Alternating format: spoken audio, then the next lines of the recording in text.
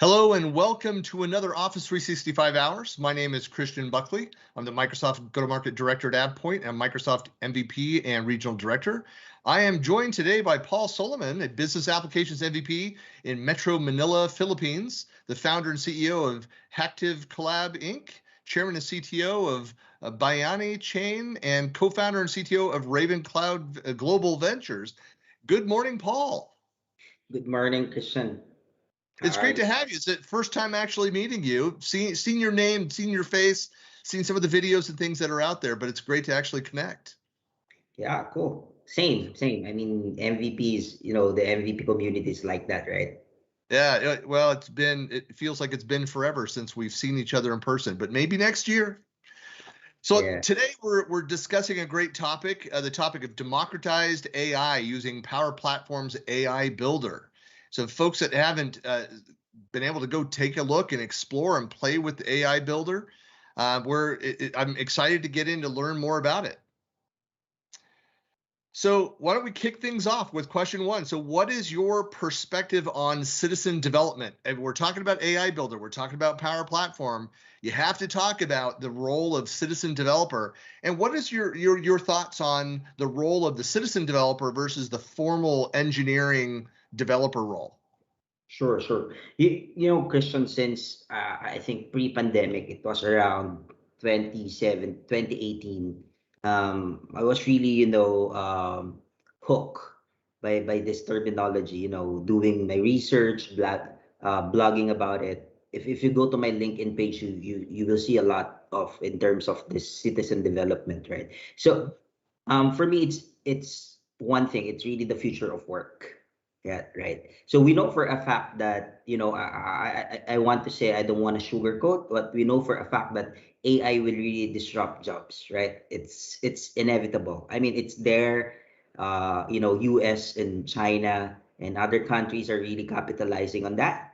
And as a normal person, right? As a normal person, how can I will not be disrupted by this, revolution about new technology. So for me, the good thing about, let's say, for example, Microsoft is they really put, in a way, investment in terms of democratizing these tools, not only AI Builder, but also this Power Apps, this Power BI, etc., for the non-tech to be able to cope up whatever will happen in the near future, right? And in terms of citizen development versus the pro development, or the what we know the traditional development, it's really like these democratized tools or citizen development tools are bridging the gap between tech and non-tech. But for the tech guys or the pro developers, I think they need to really, put their effort on a complex task like building AI machine learning model, quantum computing, blockchain technology, etc. Instead of building e-commerce site, building web application, building application for the organization like COVID response, etc. So in a way, we're solving and we're accelerating the growth of digital transformation if we have synergy between the both, citizen and pro developers. Well, you think it, I mean, there's a couple things that come to mind. I mean, a few years back, there was a lot of talk as Microsoft started pushing towards their vision of the cloud, and they talked about a lot of these, jobs going away or roles changing. And it wasn't that jobs go away, hey, there are no more jobs. It was that there's an evolution underway of the types of roles. So there was all the discussion at that point. We weren't using the term citizen developer, but it was all about the IT pro role. And at the same time, you were getting more and more educated, like business users that were learning more about it. Instead of me as a business user having to go and try to get time on the schedule of the engineering team to go and build a quick business solution, a workflow, or something like that, I could just go learn and do it myself. I could then, just to your point, I could go and press on the engineering team when it was a big, hairy, scary, complex problem where I needed that deeper expertise. But it didn't require me to go and have a master's in in analytics to be able to build a Power BI dashboard, for example. Right, right. Well, that's a lot of the shift there. I know, and right away, Microsoft started pushing with Teams, like how easy it was to go and build a bot, how easy it was to go and, as it started opening up the APIs, to leverage and pull data out of it. So, what is that kind of that? I guess the next question is, like talking specifically around AI Builder, what is it, first of all? Yeah.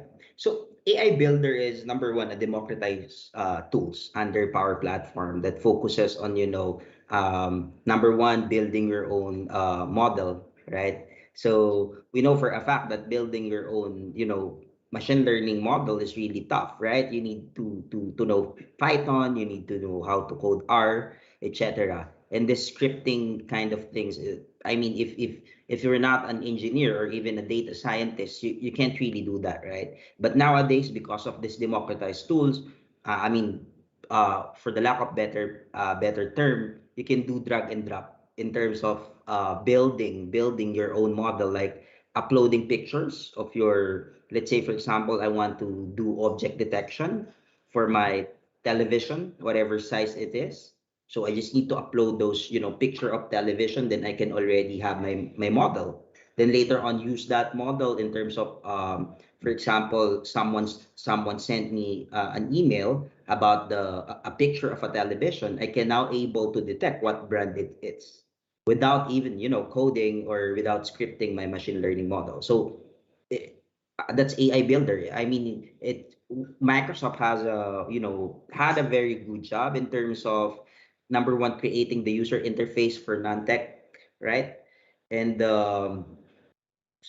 simply creating a model for around, well, max 20 minutes. It doesn't even take you an hour to build your own AI model. Depends on what model do you want to build.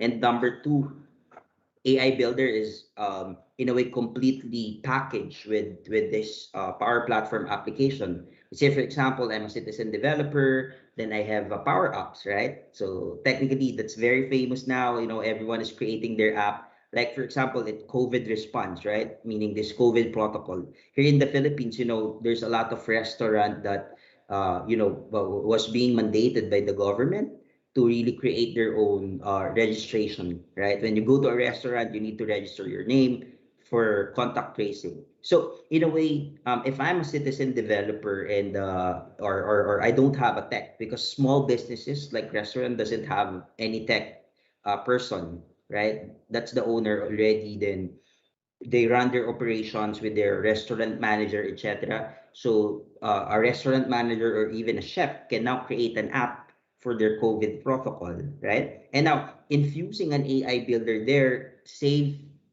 it really saves time in terms of, instead of putting much information, AI builder can just scan the ID, right? And then get the information out of the ID, something that, so there's a lot of use cases already that's being being done in the AI builder of Power Platform. Third is also AI builder was for me, it was created also for us to be able to really accelerate the growth of or benefit for that advancement in technology, for the small, medium, and large organization as well. If I'm a small organization, if I don't have the money to spend in terms of my infrastructure and even my team to build my AI team, I don't need that anymore since AI Builder is there. So as long as I have my Microsoft 365 $5 business, um, um, business essential, if I may use that term, and then just invest on, I think it's around $500 for a model, then I can already have my AI capability. So how do people get started? Is it just that simple that they already have a Microsoft 365 license for their business so that they can go and just download and start using that? Or are there additional, like, what are the steps to get started? Sure, sure. So technically, you can just start I mean, Microsoft 365 account is essential because that's the tenant, right? That's the domain that we need to use. So regardless if you have Office 365 licenses, it's okay. Since, Microsoft 365, even with the business basic, you can already create your Power Platform, let's say Power Apps or Power Automate because it's free in the Office 365 business basic. Now, if you want to go further and explore AI Builder, you just need to go to the website and click their starter free trial. So when you start your free trial, it will be automatically go to your Power Platform admin. It will be enabling that, and you just need to go to the Power Platform site, that where you go if you create a Power Apps. Then you will see like an icon there that says AI Builder.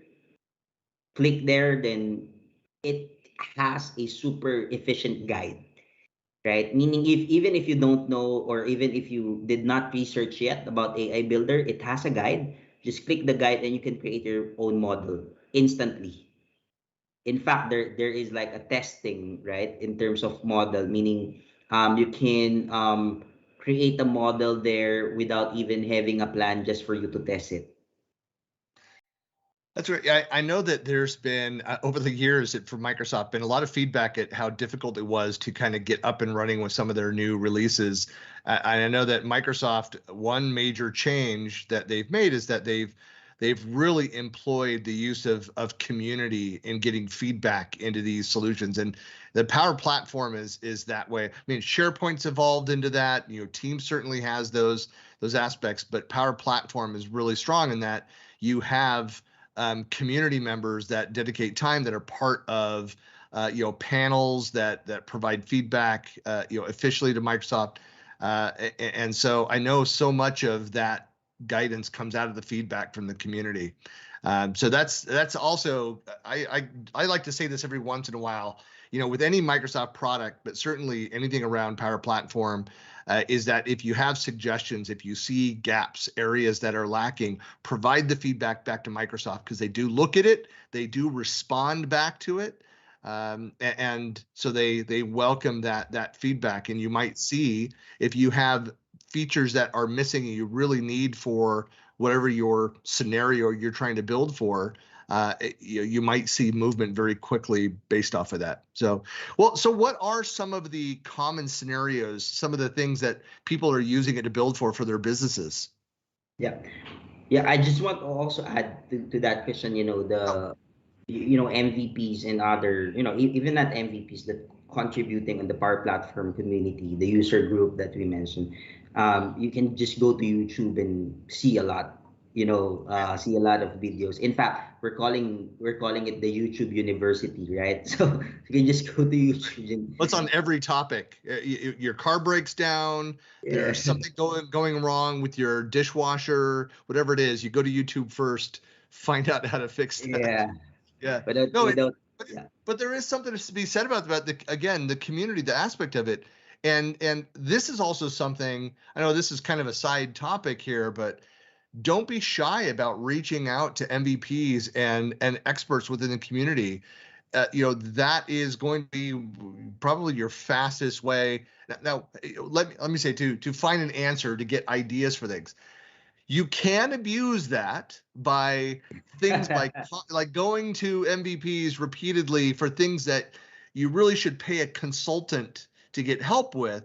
But most MVPs love the outreach, but just be self-aware of the volume of questions and what you're asking. But don't be shy in making those connections and asking questions. Yeah, that's true. In fact, I was encouraging them to attend the community event instead of asking questions. Meaning we can answer questions, but as you said, we're not a consultant in a way that will solve your every business problem, right? Yeah, no, well, I mean, that's so many things. Future problems will be solved by having community connections. So being connected, you have a better understanding of who can I go to who will know the answer to this, that can, like, am I crazy? Am I thinking about this wrong? Or what the wrong with my approach? Provide that kind of guidance on what to go and do next. So as far as what to go and do next, so what are some of the common solutions that people are building? Sure. So I think I don't know, maybe 1 year ago, I had a vlog and even a blog written about, common scenario like document management system in SharePoint, right? So it's very super straightforward and very, easy to understand, and you can apply that practically. I mean, it's very pragmatic approach that you can apply that already in your, day-to-day task. So number one, you let's say for example, the scenario is if I'm in the architectural firm, right? So many people send me plans, right? Send me the specific, for example, the specific design of the house, right? And I want to get the metadata of that particular PDF file or even scanned file, right? So what I did is I created of course, number one, a SharePoint library, like a SharePoint document. I will upload. So technically, I have a backend already, right? Using SharePoint and even SharePoint list, for example, to really upload something there, then get metadata. Now, what I did is I just simplified the flow. Like I created a flow that will every email that I will receive, that will be having the document, let's say a plan, a blueprint, because blueprint is exactly the same for every, I mean, the format, of course, not the design, but the format of the blueprint. Let's say I get the company that does the blueprint, I get the architecture name, the architect name, I get the date when it was created and the budget, etc. So technically, there's one blueprint template for everyone. So what I did is, of course, number one, created the backend in SharePoint to get those metadata, then create a flow that when I receive a particular blueprint, it will in my email, it will process, the AI builder will process, right, and will detect every information inside that blueprint, and then it will automatically encode it on the back end, which is a SharePoint list or a SharePoint document. So pretty practical example. Not only with the blueprints. If you have repetitive, or not repetitive, a standard format, you can just create a model out of it, like PO, purchase orders, receipts, etc. So now there is like a good update now that again, as I mentioned, the modeling, it doesn't, in a way, you're doing your machine learning model, but on the basic side. But Microsoft engineers had already created like a template for you to just upload your model in a way, the fastest way, like a receipt, right? Receipts, and of course it's meaning compatible on US receipts, not of course in every country, but of course it's in the preview mode. Like you can upload the McDonald's receipts, for example, and it will automatically detect whatever information you have there. You just need to call that particular receipt service on the AI builder, and it will struck information on the receipt. In fact, without even building your own model, because it was built already. It's just like calling that particular a model built in already in AI builder. So there's a lot. Even encoding on your ERP side, connecting that to RPA. So there's a lot of common use scenario in terms of using AI Builder. Well, excellent. Well, I know that it's one of those, as you said, it's democratizing, the building out of AI. This is one of those things where, again, it's not that it's taking away someone's job. What it's doing is that it's evolving that job, and there's so much of this where people that are in information roles, analyst roles, business analyst roles, project management roles, that are able to go and learn these tools and do much more without the need for the engineering resources. And the idea is that that as an organization, you're able to then do more, focus on more, instead of being so. I mean, we used to, again, I go back to kind of my SharePoint roots, where so much of the discussion was around keeping servers up and running, and we weren't focusing on, well, the reason we have SharePoint on the servers in the first place is to do more of what we do for our business.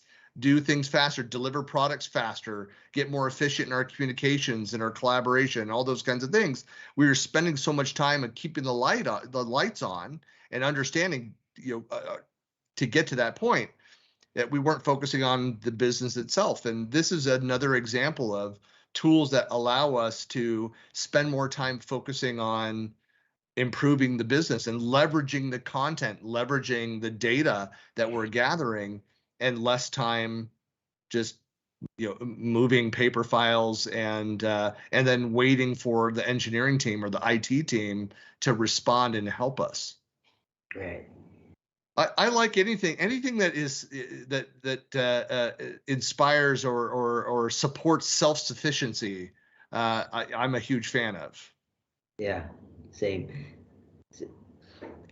Yeah. Well, So awesome. Yeah.